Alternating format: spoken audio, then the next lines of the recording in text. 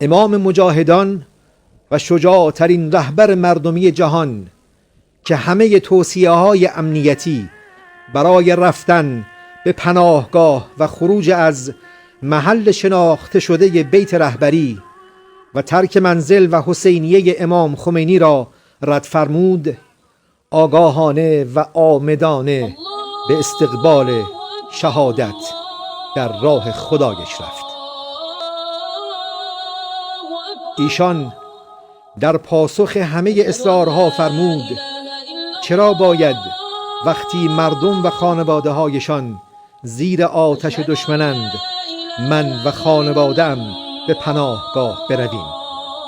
چه سالها و دهه‌ها که در دعاهای شبانه با اشک و تضرع از خدای شهیدان مرگ سرخ و لقاء خونین با او را خواستند و چرا خدایش مستجاب نکند؟